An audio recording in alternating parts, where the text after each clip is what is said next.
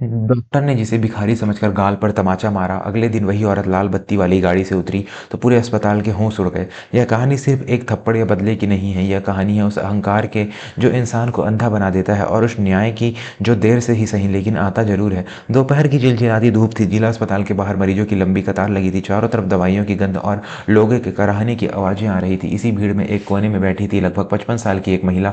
नाम था सावित्री देवी। उनके कपड़े पुराने थे, साड़ी के किनारे जगह जगह से फटे हुए थे और पैरों में प्लास्टिक की घिसी हुई चप्पलें थी। चेहरे पर झुर्रियां और आंखों में एक अजीब सी खामोशी थी। कोई भी उन्हें देखकर यही सोचता कि यह कोई बेसहारा गरीब विधवा है जो शायद सरकारी मदद की आस में यहाँ बैठी है, लेकिन किसी को अंदाजा नहीं था कि यह साधारण सी दिखने वाली महिला असल में इस जिले की नई नियुक्त डिस्ट्रिक्ट मजिस्ट्रेट यानी डीएम है। उन्होंने जिन्होंने अभी तक अपना पदभार ग्रहण नहीं किया था। सावित्री देवी चाहती थी कि कुर्सी पर बैठने से पहले वो जमीनी हकीकत को अपनी आंखों से देखे। सावित्री देवी चुपचाप अपनी बारी का इंतजार करने का नाटक कर रही थी, लेकिन उनके पैनी नजरें अस्पताल के हर कोने को देख रही थी। उन्होंने देखा कि कैसे वार्ड बॉय स्ट्रेचर के लिए पैसे मांग रहे हैं, कैसे नर्सें गरीबों को डांट कर भगा रही है। तभी उनकी नज़र एक नौजवान लड़के पर पड़ी जिसका नाम मोहन था। मोहन के कपड़े पसीने से लथपथ थे और वह एक स्ट्रेचर के पास खड़ा था, रो रहा था। स्ट्रेचर पर उसकी बूढ़ी माँ लेटी थी जो दर्द से तड़प रही थी। मोहन बार बार एक केबिन की तरफ देख रहा था जिसके बाहर लिखा था डॉक्टर अविनाश खन्ना, वरिष्ठ सर्जन। मोहन हिम्मत करके डॉक्टर के केबिन में घुसा। सावित्री देवी भी धीरे धीरे लड़खड़ाते कदमों से केबिन के दरवाजे के पास जाकर खड़ी हो गई। अंदर का नजारा देखकर उनका खून खौल उठा। डॉक्टर अविनाश अपनी कुर्सी पर पैर रखकर मोबाइल पर किसी से हंस हंस कर बातें कर रहे थे, जबकि मोहन उनके सामने हाथ जोड़े खड़ा था। साहब, मेरी माँ की सांसें उखड़ रही है, प्लीज एक बार चलकर देख लीजिए, वो बहुत दर्द में है, मोहन ने गिड़गिड़ाते हुए कहा। डॉक्टर अविनाश ने गुस्से में फोन काटा और मोहन को घूरते हुए बोले, अबे गंवार, दिखाई नहीं देता मैं जरूरी काम कर रहा हूँ, सरकारी अस्पताल है ये, कोई तुम्हारे बाप का नौकर नहीं हूँ मैं, जब नंबर आएगा तब देखूंगा, अभी बाहर निकल। मोहन ने रोते हुए अपनी जेब से कुछ उड़े तुड़े नोट निकाले, शायद 200-300 रुपए हो रहे होंगे। उसने कांपते हाथों से वो नोट डॉक्टर की मेज पर रख दिया। डॉक्टर साहब, मेरे पास बस यही है, मैं मजदूरी करता हूँ, बाकी पैसे बाद में दे दूंगा, मेरी माँ का इलाज शुरू कर दीजिए। डॉक्टर अविनाश ने उन नोटों को देखा और हिकारत से उन्हें जमीन पर फेंक दिया। 2 कौड़ी के लोग आ जाते हैं मुंह उठाकर, अरे इन पैसों में तो मेरी गाड़ी का पेट्रोल भी नहीं आता, ऑपरेशन के लिए पूरे 50,000 लगेंगे, अगर पैसे नहीं है तो ले जाओ अपनी बुढ़िया को यहाँ से, जगह खाली कर, दूसरे अमीर मरीज इंतजार कर रहे हैं। यह सब दरवाजे पर खड़ी सावित्री देवी सुन रही थी। उसने अब और रहा नहीं गया। एक गरीब बेटे की बेबसी और एक डॉक्टर का इतना गिर जाना, यह उनके बर्दाश्त से बाहर था। वह धीरे से अंदर दाखिल हुई। डॉक्टर साहब, सावित्री देवी ने अपने आवाज को थोड़ा कमजोर बनाते हुए कहा, एक डॉक्टर को भगवान का रूप माना जाता है। यह गरीब बेटा आपके सामने भीख मांग रहा है और आप अपने पैसों के लिए इसकी माँ को मरने के लिए छोड़ रहे हैं, क्या यह आपका है फर्ज?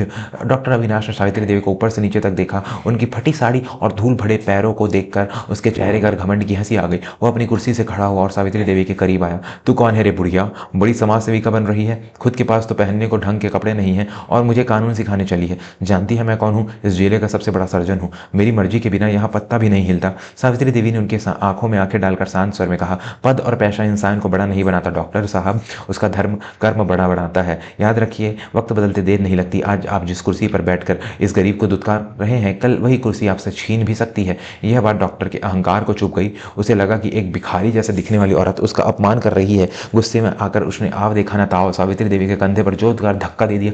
सावित्री देवी थंभल नहीं पाई और जमीन पर गिर पड़ी। उनका चश्मा दूर जा गिरा। निकल यहाँ से और ले जा अपने साथ इस भिखारी को भी। गार्ड गार्ड, इन दोनों को धक्के मारकर बाहर निकालो, डॉक्टर अविनाश ने चिल्लाते हुए आदेश दिया।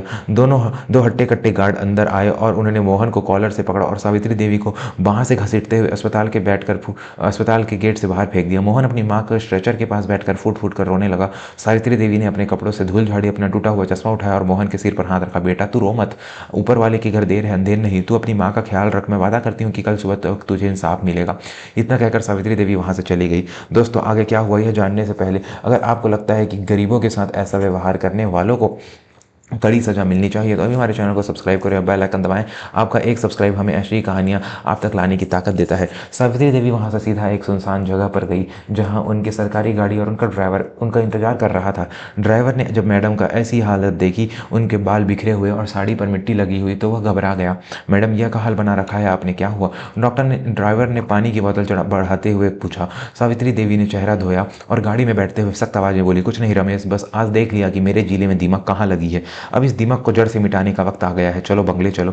पूरी रात सावित्री देवी सो नहीं पाई। उनकी आंखों के सामने उस डॉक्टर का घमंड और मोहन के आंसू घूम रहे थे। उन्होंने रात में ही अपने पीए को फोन लगाया और सख्त आदेश दिए, सुबह होते ही एक नई आंधी आने वाली थी। अगर सुबह अस्पताल में रोज की तरह ही भीड़ भाड़ थी।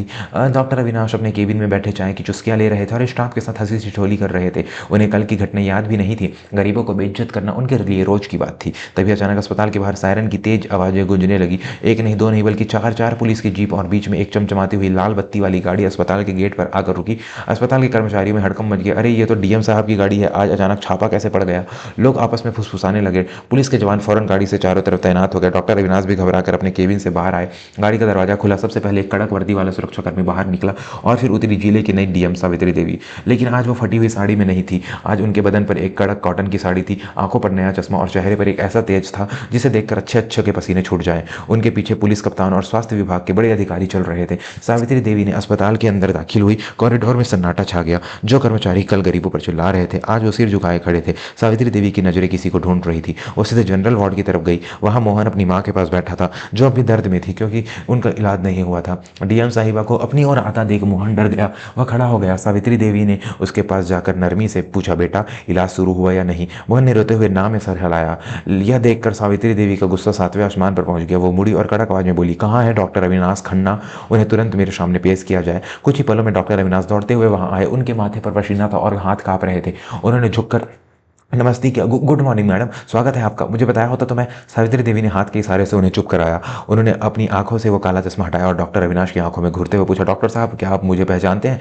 डॉक्टर अविनाश ने गौर से देखा। चेहरा कुछ जाना पहचाना लग रहा था लेकिन वह समझ नहीं पा रहा था कि जिले के डीएम को उसने पहले कहाँ देखा है। उसने हकलाते हुए कहा, जी नहीं मैडम, शायद किसी मीटिंग में। सावित्री देवी ने एक कदम आगे बढ़ाया और वही लाइन दोहराई जो कल डॉक्टर ने कही थी, तू कौन है रे बुढ़िया, बड़ी समाज सेविका बन रही है, याद आया डॉक्टर साहब? या और याद दिलाऊं? यह सुनते ही डॉक्टर अविनाश के पैरों तले जमीन खिसक गई। उनका चेहरा सफेद पड़ गया। उनकी आंखों के सामने कल वाली फटे वाले हाल बुढ़िया का चेहरा घूमने लगा। उन्हें विश्वास ही नहीं हो रहा था कि जिसे उन्होंने कल धक्के मारकर बाहर निकलवाया था वो जिले की मालिक यानी डीएम साहिबा थी। मैडम मुझे माफ़ कर दीजिए, मुझे नहीं पता था कि वो आप थी, मुझसे बहुत बड़ी गलती हो गई। डॉक्टर अविनाश गिड़गिड़ाने लगे। उनका अहंकार अब उनके पसीने के साथ बह रहा था। सावित्री देवी ने पूरे अस्पताल के स्टाफ के सामने जोर से कहा, गलती, इसे आप गलती कहते हैं? यह अपराध है। आपको इसलिए माफ़ नहीं किया जा सकता क्योंकि आपने मेरा अपमान किया, बल्कि इसलिए सजा मिलेगी क्योंकि आप मानवता के दुश्मन है। अगर मैं डीएम ना होकर एक आम औरत होती तो क्या इस गरीब की मां को मरने देते? आपको सरकार के यहाँ गरीबों की सेवा के लिए बिठाया है, अपनी तिजोरियां भरने के लिए नहीं। सावित्री देवी पुलिस कप्तान की तरफ देखा और आदेश दिया, इन्हें तुरंत गिरफ्तार कीजिए। इन पर घूसखोरी, लापरवाही और सरकारी काम में बाधा डालने का केस दर्ज होगा और अस्पताल के एडमिनिस्ट्रेशन को आदेश दीजिए कि मोहन की मां का इलाज अभी इसी वक्त शुरू हो और वो भी मुफ्त में।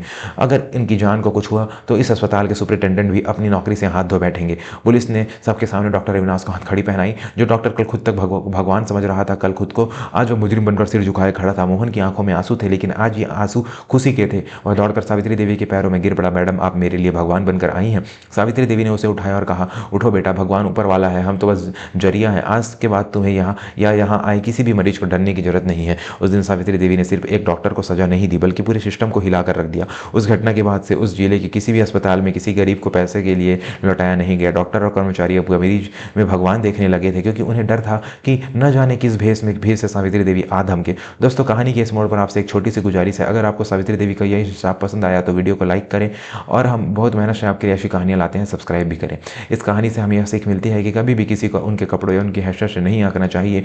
वक्त पहलवान बहुत बलवान होता है, जो आज मिट्टी में है कल वो शिखर पर हो सकता है। और सबसे बड़ी बात, अगर आपके पास शक्ति है, पद है, तो उसका उपयोग कमजोरों को दबाने में नहीं बल्कि उन्हें उठाने में करें, क्योंकि अहंकार का अंत हमेशा बुरा ही होता है, जैसे डॉक्टर अविनाश का हुआ। आपको यह कहानी कैसे लगी हमें कमेंट करके जरूर बताएं। क्या आपने भी कभी किसी सरकारी दफ्तर या अस्पताल में ऐसा भेदभाव देखा है? अपने अनुभव हमारे साथ साझा करें। और हाँ, अगर आपने अभी तक सब्सक्राइब नहीं किया है तो जाते जाते सब्सक्राइब का बटन दबाना ना भूलें। हम जल्द ही मिलेंगे एक और नई दिल को छू लेने वाली कहानी के साथ। तब तक के लिए अपना और अपने परिवार का ख्याल रखें। धन्यवाद।